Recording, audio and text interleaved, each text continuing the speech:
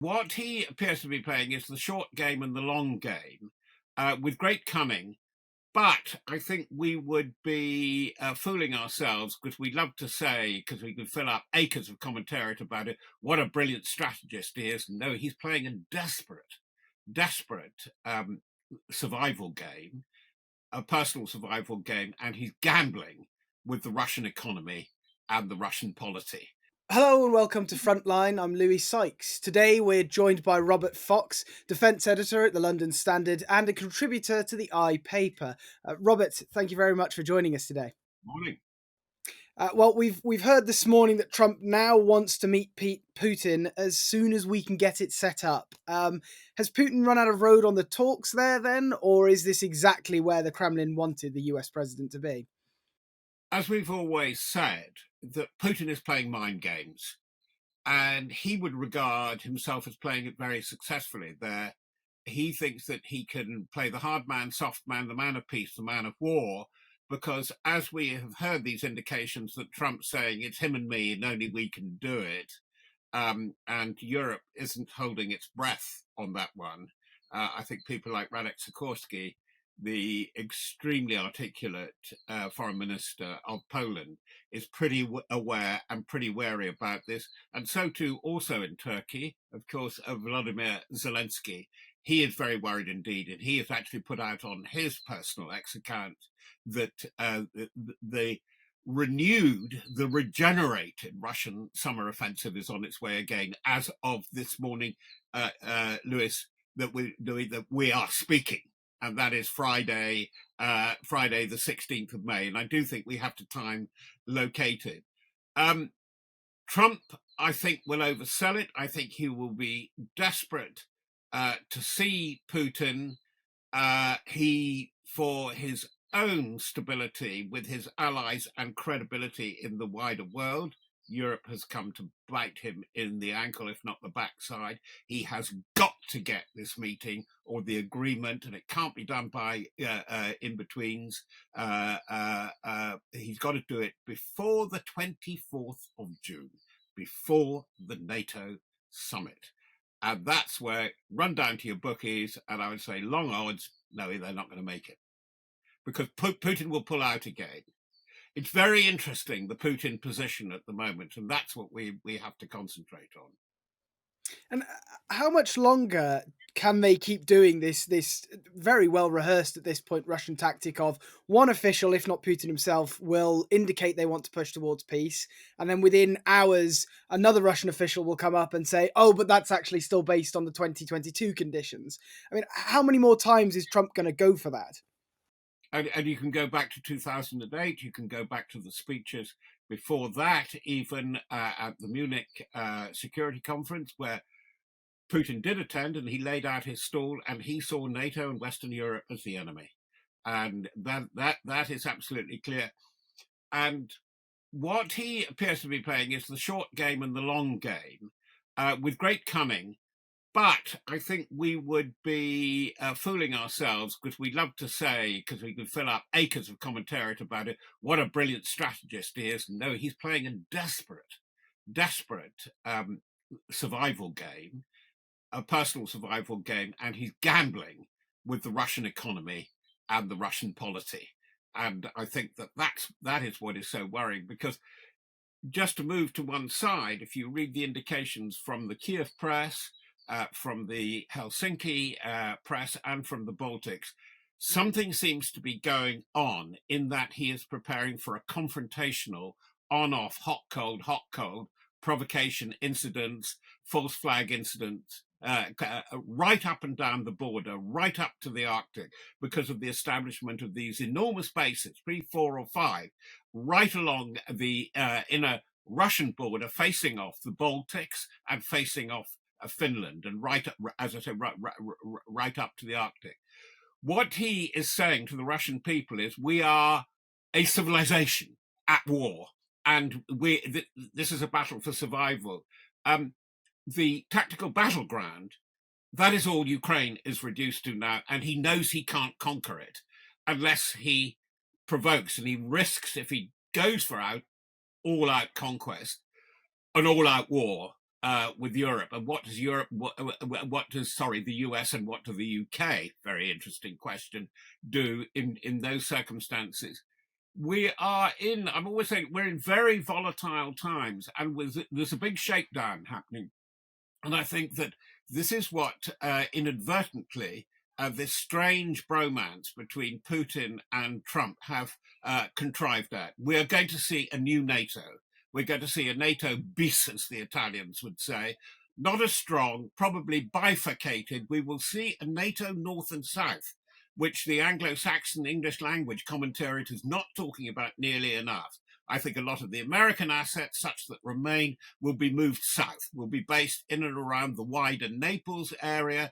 They will stay. Of course, they will keep Ramstein, but the focus will be that will be the hub for Eurafrica, because the Euro Corps is being folded down. And by that, I mean the Euro Command of the US, the ground command, and it's been folded into the Africa Com, which has operated out of all kinds of different bases. They've moved their hubs several times, as far as I can make out, over the past decade or two.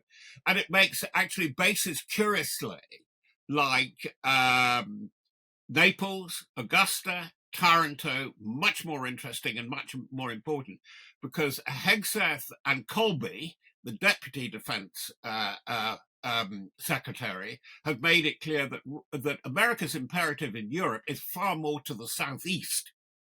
They still see, as we have seen for various reasons, personal and public, the Middle East as being vital. And you hold a lot of the Middle East from the northwest, from the Mediterranean, and you will have a presence in the Pacific, and we know what else you have to concentrate on the Pacific. Big changes coming, and I see we're going to see Naples becoming more important. Turkey will become more important, and a big question: if you reduce your ground footprint in Europe, a huge cutback qualitatively, the biggest since 1945, since the armistice and then the surrender of Nazi Germany. How much can you claim operationally on the ground to command the show? And does that mean America gives up its command of NATO and hands over the Supreme Allied Commander's position? That is one of the big agenda items. They may bat it away. There may be a compromise. We don't know, because we're in the second 100 days of Trump. And as has happened before, personnel are changing and advisors are changing, and advice and counsel is changing. So is this then, if not in writing, in effect, the threat that we have all been worried about Trump essentially withdrawing from NATO? I think we have to calculate it. We have to calculate it far more, I think, than, for instance, unfortunately, the Brits will not do that. The French would be wary for historic reasons. And the people who are going to be most interesting are the vital linchpin allies, and we have not credited them nearly enough. Obviously, we know it's the Nordics with their friends in the Baltics to one side who are doing a lot of thinking, but they don't have the manpower, they don't have the mass. Who does, in a funny way, in quality and quantity, is the combination of Poland, Finland, and Germany. But that's what I was saying, because I focus on it a lot. There's a lot of quality thinking going on south of the Alps, including Spain, that they are very worried. They see there are huge strategic issues happening, which don't happen in the sort of Whitehall playbook, which is the combination of migration, clanism, climate, and by clanism, I mean the way that organized crime enters into state-on-state activity. And you see that particularly in cyber warfare, where you get beneficiaries like China and Russia from the criminal activity in cyberspace. The cyber conflict in Britain, and there is one, there's an assault, is largely led by criminality, but criminality which benefits the aims of a malevolent, we won't call it a hostile state, but a malevolent state like Russia. And China can't work out quite how malevolent it wants to be, by the way, because it needs European trade. Mm. Well, bringing it back to what is going on at the moment in Europe and Turkey, there is this meeting going on of Ukrainian and Russian delegates. Is there anything we should expect to happen or expect to come out of that meeting? There will be messages passed, but I would say over the weekend, watch the websites and what you've said earlier is so interesting and so important. It's the hard man, soft man. We will get the lunatic rhetoric that fundamentals were under attack. The 2022, the root causes of our conflict, which just didn't start in 2022 or 2014, as far as Ukraine. It goes back to actually 1989 and the fall of the Berlin Wall, and then 1991, the dissolution of the Soviet Union and the communist regime in Russia. And you will get a maximalist declaration on one hand, and you will get this fiddling and finagling, and some very nasty attacks, because the pressure on Ukraine will be on the civilian population and the infrastructure, and that will go on. And they will try and prosecute that. There will be a lot of bloodshed, which is ridiculous. The amount that Russia is losing in conventional warfare terms, and they're trying to desperately outflank the advantage that Ukrainians have in drone and remote warfare. And that is pari passu at the moment, because the Russian scale of innovation is very considerable, that they've learnt a lot of new tricks. They've learnt how to use fiber optics. The drone warfare changes, as we know, in weeks. And when you look at procurement processes, particularly in the US, but above all in the UK, it's just simply absurd. It's not appropriate to the modern threat scenario, nor modern warfare. And as I said, and that has changed shockingly and surprisingly again in the past 6 weeks, in the way that an enormous black swan turned out to be in 2023, the arrival of the Houthis, and say we can choke off a choke point by unconventional means. What we have seen, if I could just drill into that, is immense sophistication now with really cheap drone warfare, and the one form of mass drones that you create within 4 or 5 weeks could completely outdated, because they get the codes, they get the frequencies, they can jam them. Doesn't mean to say that the propulsion of the drones nor the cameras, that's what you have to rescue. You do the thing again. The other thing is the sea drone, which we have seen the sea drones remotely launched using adapted sidewinders. Blimey, I was seeing sidewinders fired in the Falklands campaign, but very skillfully adapted, downing 2 Russian aircraft, strike aircraft. That is new. And the other is what happened in India, Pakistan, or across the line of control. The French have made enormous inroads in selling Rafale, particularly, and a whole lot of other kit to India. Huge economy, huge population, largest country in the world.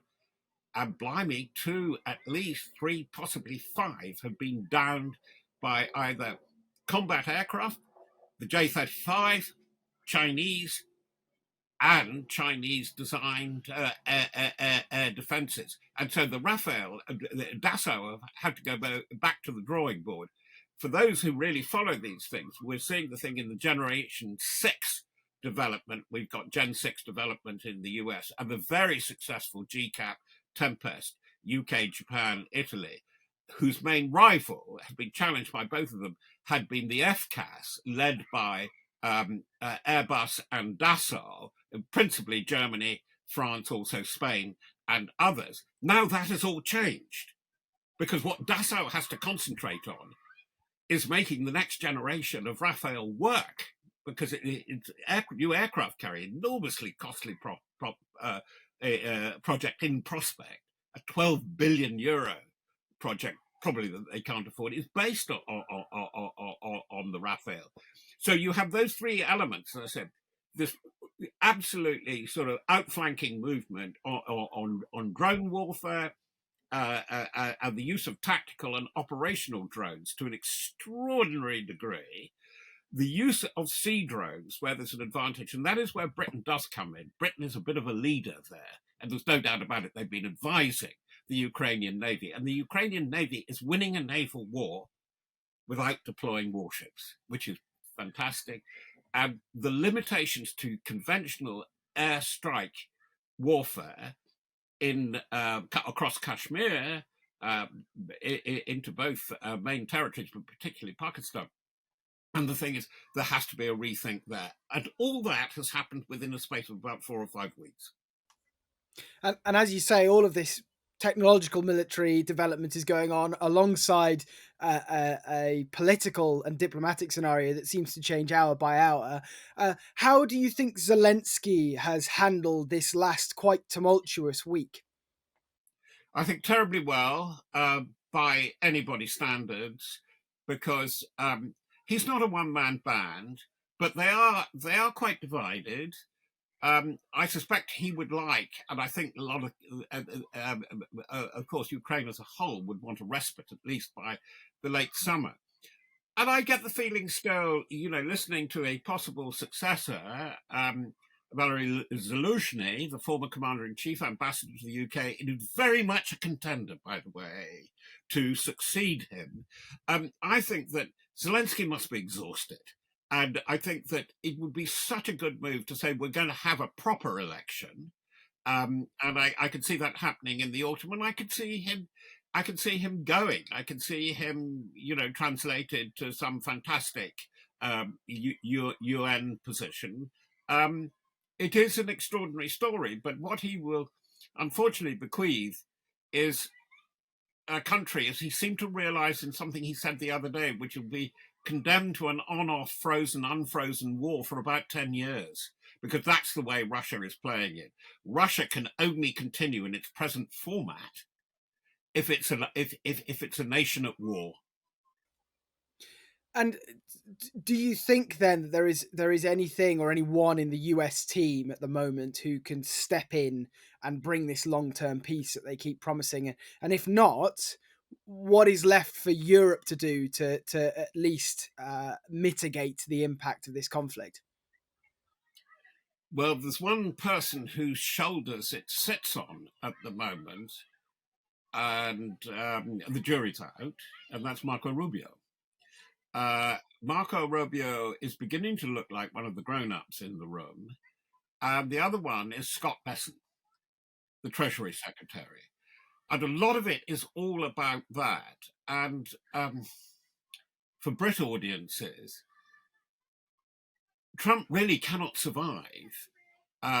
He will have an even more divided nation. He cannot go through another Truss moment, as in Liz Truss, on the bond markets.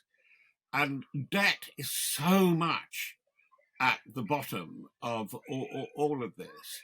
And his great manifesto that he could almost replace income tax with tariff income is all that sort of blown apart.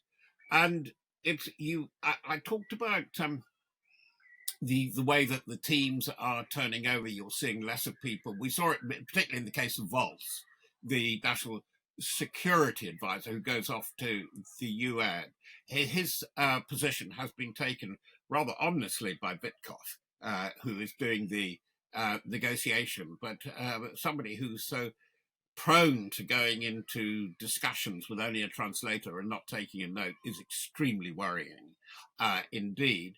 And another person we have to focus on is Elon Musk. And Elon Musk begins to remind me of the great story about the great Hollywood impresario, Louis B. DeMay, as Cecil B. DeMay, as Cecil B. and Louis B.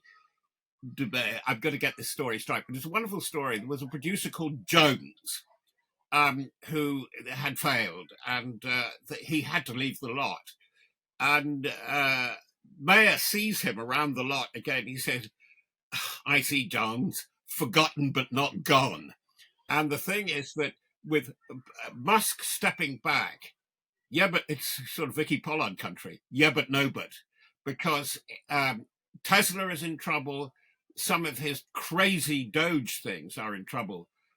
But putting it crudely, Musk is desperate to keep his snout in the trough on the AI deals, particularly the AI deals with MBS, particularly with Saudi Arabia, where there is a real generation of an AI hub there, and both the public and private uh, interest mashup that you get in Trump land is going to happen there. They want to get a very big chunk of the action, so it's pretty chaotic. Is what I'm saying to you? And I said, while we can point to sensible things that particularly Scott Bessent has been saying and doing, and Marco Rubio, there is. I never thought I'd say this. There's no Mike Pompeo. Mike Pompeo, with his sort of overtones of Christian Zionism, but actually he was a very sensible influence, apparently, on Trump 1. You get a slightly sort of off the wall idea coming in one of the big Oval Office huddles. And it would be Pompeo who would go out a few hours later or the day after and say, look, boss, this really doesn't work. It doesn't work for the following reasons. And he could talk Trump down in the way that the hard men, who are obviously very highly qualified in their previous life, people like Kelly and Allen, the generals, Jim Mattis is the prime example of that as defense secretary. They really couldn't. And Trump really does it. It is the old story of Caesar in the great imperial triumph in Rome, needing the slave, whispering in as he has the laurels on his head and he's in the chariot, the slave whispering in his ear and say, "You too, Caesar, are mortal." And I think that's a bit worrying about the pathology, the individual behavior of Trump now. He's not, as we know, far from it. He's not a fool. And I get a sense of time, being aware of time, because little straw in the wind is that he's talking less and less about this crazy idea of running for a third term. There is a sense of being in a hurry. We've got to get things done. He will obviously have a calculated benchmark of the midterms in the autumn of next year. But it's not only the unpredictable, it's so erratic. That is the interesting thing about the performance. And one thing we haven't mentioned yet, and goodness knows where it's going to take us, and he is finding it very difficult for reasons I completely sympathize with. He does not know what on earth to do about Gaza and Netanyahu. He's very hopeful. He really is bullish, with some reason, about Iran. It was a terrific coup. Give him credit. To have the new leader of Syria there, that is a really good thing. But that means, again, which we have to look at and take seriously, the enhanced role of Erdogan's Turkey, and Trump is quite clearly working with that. Remember what I said earlier on about the tip to the southeast, the tilt to the southeast of NATO, very important in that. That's where he goes. But he's got a big problem sitting there in Gaza and in Jerusalem. So if there is this erratic level of chaos coming out of the White House at the moment, what is it Europe should be doing now then, if they want to put their money where their mouth is on supporting Ukraine? Think more money, less mouth. There are an awful lot of meetings. Look at the way the Brits are running around like whirling dervishes. Sorry to use that expression, but you get the Prime Minister making a completely a botched diplomatic sally to Albania, the Defense Secretary in Germany, then in Rome, and then talking to the French and the EU about nothing that can lead to a substantial short-term practical outcome. They talk about deals. I mean, for instance, take this Lancaster House meeting due on Monday, or if Monday is the 19th, yes, it is the 19th, where, if we get closer, we're so good and needed on defence, we can get access to the EU Defence Development Fund, potentially 800 billion euro, but a starter of like 150 billion. I mean, where did they get this idea? It's the hokey cokey. You put your one thing out and pull something out. Britain will not be allowed to join unless it invests, brings expertise and muscle power. And this is where we come back to this sort of game of mirrors that's happened about defence and strategic planning. We still haven't had the strategic review. The armed forces are still losing more people than they can recruit. The programs that they talk about are still not realised. They have talked about the uplift in the defence budget, apart from salaries, very necessary, apart from re-establishing ammunition and ordnance supply chains and production. Yes, and they are expensive. That lot will come to over 2 billion put together, I suspect. We don't know really where the money is. And the chiefs are quite interesting in the way that they brief off the record. They say it's absolutely clear we have got to reverse and mitigate 15 years of hollowing out and the disastrous legacy of the adventures that went all over the place, like a pinball machine in pinball game in the end in Iraq and Afghanistan. But that's where we are. And what I think that is so obvious as I speak to you on this day is the timidity of this government. The only thing it hasn't been timid about is, yes, we will consider a monitoring or reassurance force for Ukraine. Yes, they did lead there, as Britain led with putting tanks in for the first time, quality rather than quantity, and getting the end laws into Ukraine, particularly the Kiev sector, right at the beginning in 2022. But apart from that, it is all posture and no substance, as our allies are beginning to say more and more to our chagrin. I was with a group of very swept up Middle East ambassadors, mostly Brit educated, saying in all these deals that are going on in the Gulf, security there and what Trump is doing with MBS and the UAE, where is Europe? Well, we kind of understand what's going there. But Britain, an old area of interest and influence, they're absolutely not present at all. Well, as all of this goes on the world stage, of course, the war continues in Ukraine. You mentioned when we started this conversation, there is this threat of a new offensive starting. What do we know about that, and how worried should we be about it suddenly making advances? Funny enough, I think we should be less worried about what we're seeing most obviously.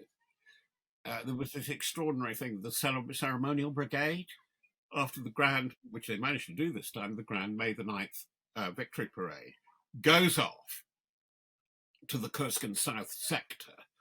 Yes, well, I mean, what's all this about? They're losing a lot of vehicles, by the way. It's not just tanks and artillery pieces, but it's actually trucks and jeeps and things like that. So they're using motorbikes. Would you believe it?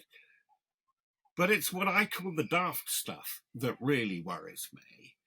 That is, the veiled nuclear threat, and we may do something daft and dirty.